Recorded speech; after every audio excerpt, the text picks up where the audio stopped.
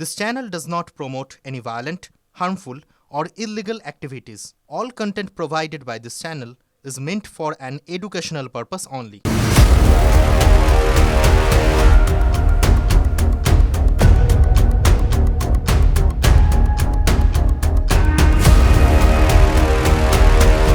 Auditor ছিলেন, তিনি মারা যাওয়ার পরেও কিভাবে তাকে দিয়ে করালেন এবং এটা ঘটনাটা ঘটেছে মিড ডে মিল সংক্রান্ত বলা হচ্ছে যে গ্রসারিতে যে পেমেন্ট করা হয়েছে যদি থাকে ডিএ অফিসে তার রেডিং হয়েছে সেই নিয়ে যা রিপোর্ট হবে সেটা নিয়ে না, আপনার তো একটা সামাজিক সম্মান আছে, প্রধান শিক্ষক আপনি। দেখুন আমার সম্বন্ধে আপনি তো রোল মডেল ছাত্রদের কাছে, আপনার বিরুদ্ধে এই অভিযোগগুলো আসছে কেন? আমি যদি কিছু ভুল করে থাকি তার জন্য আমাদের অফিস আছে, অফিসার্স আছে, সরকার অফিস আছে, তারা আমার এগেনস্টে যদি কিছু খুঁজে পায় তারা সেটা করবে, সেটা নিয়ে আমার কোনো না, আপনি কি মনে করেন আপনার বিরুদ্ধে অভিযোগগুলো ভিত্তিহীন নাকি ভিত্তি আছে? আমি এই নিয়ে কোনো উত্তর দেবো না। আপনার বিরুদ্ধে ওঠা অভিযোগগুলোর ভিত্তি আছে কি নেই? না, আমি এই নিয়ে কিছু উত্তর দেবো না, প্লিজ কিছু মানে কেন দেবেন নাই বা কেন? যেহেতু এটা দেখুন এটা একটা তদন্তের মধ্যে আছে, সরি কিছু আপনি ক্যামেরা না, বলছি আপনার তো স্টোরিটা হবে, সেক্ষেত্রে আপনার না, আমি- প্রধান শিক্ষকের বিরুদ্ধে এই অভিযোগগুলো বলা আছে, আমরা কি বলবো? প্রধান শিক্ষকের প্রতিক্রিয়া হিসেবে আমরা কি বলবো? আমি এই নিয়ে কোনো মন্তব্য করব প্লিজ। না, আমরা প্রধান শিক্ষকের বিরুদ্ধে প্রতিক্রিয়া হিসেবে কি বলবো? আমি কিছু বলবোই না, যেহেতু এটা একটা তদন্তের মধ্যে আছে আমি কোনো উত্তর দেবো না। আপনি কি বলবো বলুন?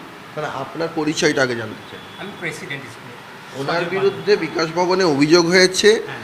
যে উনি মৃত অডিটরকে জীবিত দেখিয়ে স্কুলের অডিট করিয়েছেন, এটা কি ঠিক? হ্যাঁ, এটা ঠিক। হ্যাঁ, হ্যাঁ ঠিক। এটা ঠিক। হ্যাঁ ঠিক।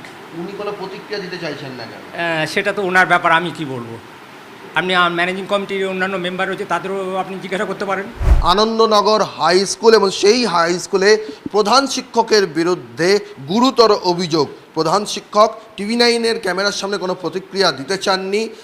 তার বক্তব্য, তার কাছে সরাসরি প্রশ্ন করা হয়েছিল, তার বক্তব্য জানতে চাওয়া হয়েছিল যে গুরুতর অভিযোগ, মৃত অডিটরকে জীবিত দেখানো হয়েছে, 7 বছর ধরে এভাবে অডিট করা হয়েছে, এটা কিভাবে সম্ভব হলো?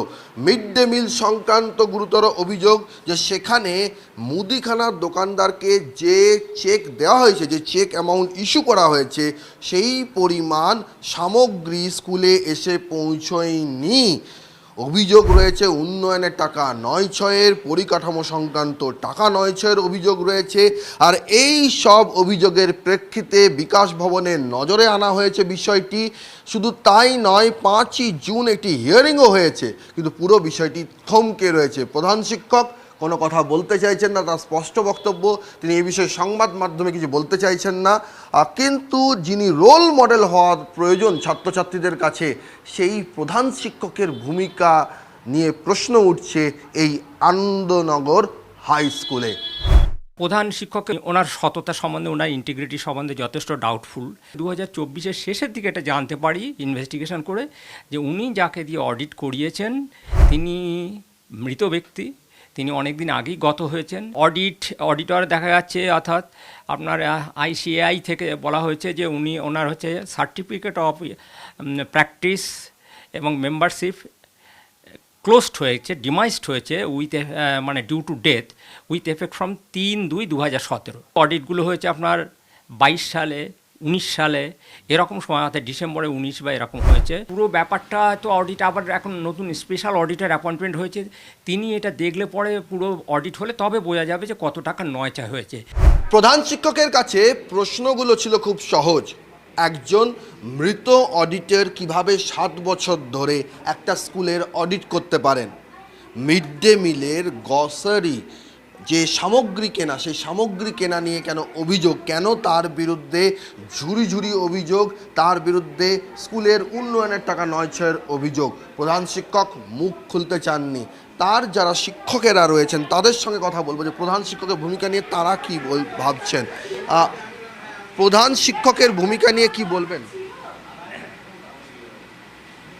প্রধান শিক্ষকের ভূমিকা নিয়ে কি বলবেন? তার বিরুদ্ধে অভিযোগ তিনি মৃত অডিটরকে জীবিত দেখিয়ে অডিট করিয়েছেন। এটা উনি করিয়েছেন, এটা আমরা পরে আমরা জানতে পেরেছি। এবার এই ব্যাপারে কম্পিটেন্ট অথরিটিকে জানানো হয়েছে যে ঘটনাটা এরকম ঘটেছে। উনি জেনে করেছেন কি না জেনে করেছেন আমরা জানি না। এবার দেখা যাক আমাদের যে ডিপার্টমেন্ট আছে, আমাদের ডিআই বা আমাদের বোর্ডের থেকে কোনো এনকোয়ারি হয় কি না, বা সেক্ষেত্রে ওনার সম্পর্কে কি ডিসিশন নেয়।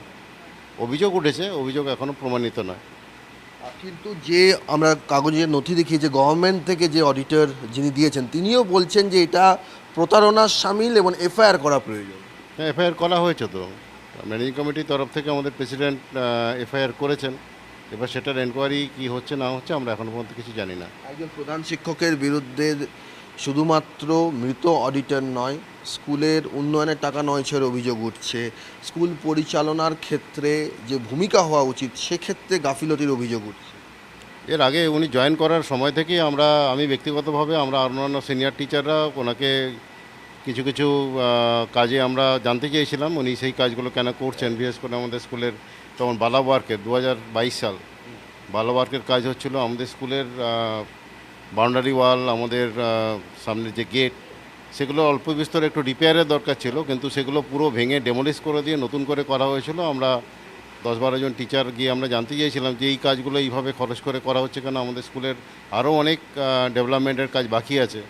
তো তিনি তবে সবে 1 সপ্তাহ 10 দিন জয়েন করেছেন। তিনি উদ্ধতভাবে উত্তর দিলেন যে সব কাজ কি আপনাদেরকে জানিয়ে করতে হবে নাকি। তো সেদিন থেকেই আমরা দেখেছি যে উনি মানে এই উদ্ধত ব্যবহার এইভাবেই আমাদেরকে প্রশ্ন করলে ঔদ্ধত্য দেখান সহকর্মীদের। আর কি বলবেন প্রধান শিক্ষক সম্পর্কে? দেখুন, বিদ্যালয়ে পরিচালন কমিটির আমি একজন অন্যতম সদস্য। তা বিদ্যালয় পরিচালনা করার ক্ষেত্রে যে আমরা জানি যে প্রত্যেক যে সিনিয়র টিচার আছে তাদের একটা মতামতের ব্যাপার আছে, কিন্তু আমরা সেই জায়গাটা পাইনি। পরিচালনার ক্ষেত্রে আমরা বিভিন্ন ক্ষেত্রে আমরা আশাহত, কারণ আমরা যে কোনো সিদ্ধান্ত নেওয়ার ক্ষেত্রে পুরোপুরি সিদ্ধান্ত হয় না। এবং আপনারা দেখছেন যে আমি স্কুলে আসার পরে এই ডেভেলপমেন্ট দেখেছিলাম, কিন্তু আজকে সেই ডেভেলপমেন্ট দেখতে পাচ্ছি না। এবং ম্যানেজিং কমিটিতে বহু সিদ্ধান্ত সেটা কোনোভাবেই ইমপ্লিমেন্ট হচ্ছে না। এবং রিসেন্ট আপনি শুনেছেন যে অডিটের ব্যাপারে, যেটা আমরা ম্যানেজিং কমিটিতে প্রথমে জানতাম না বিষয়টা, যে এই অডিটের ক্ষেত্রে যাকে নিযুক্ত করা হয়েছিল, পরবর্তীকালে যখন আমাদের সভাপতি মহাশয় তিনি বিভিন্ন জায়গার থেকে তথ্য সংগ্রহ করলেন সরকারি তরফ থেকে, তখন জানা গেল যে অডিটরকে নিয়োগ করা হয়েছে তিনি হয়তো মারা গেছেন, এবং তাকে দিয়ে অডিট করানোটা আমার মনে হয় আইনত দণ্ডনীয় অপরাধ। মৃত ব্যক্তি তার সিল দিয়ে সই করে অডিট করা হচ্ছে, তো এগুলো তো উনি বিভিন্ন স্তরে জানিয়েছেন, তাতেও তো দেখছি কোনো কাজ হচ্ছে না। সহকর্মীদের মধ্যে তাদের স্পষ্ট বক্তব্য যে প্রধান শিক্ষকের বিরুদ্ধে এই ধরনের অভিযোগ ওঠাটা সেই একটা স্কুলের পক্ষে, তার ভাবমূর্তির পক্ষে নিশ্চিতভাবেই অনভিপ্রেত। বাকি অভিযোগ তদন্ত সাপেক্ষ, কিন্তু অভিযোগ যদি প্রমাণ হয় তাহলে সেই অভিযোগের প্রেক্ষিতে প্রধান শিক্ষকের ভূমিকা নিশ্চিতভাবেই নিন্দাজনক এবং তা তদন্ত সাপেক্ষ, তার যথাযথ তদন্ত হওয়া উচিত, এমনটাই বলছেন এই স্কুলের শিক্ষকেরা। ক্যামেরায় পিকুর সঙ্গে সৌরভ দত্ত, TV9 বাংলা, নিশ্চিন্দা, হাওড়া।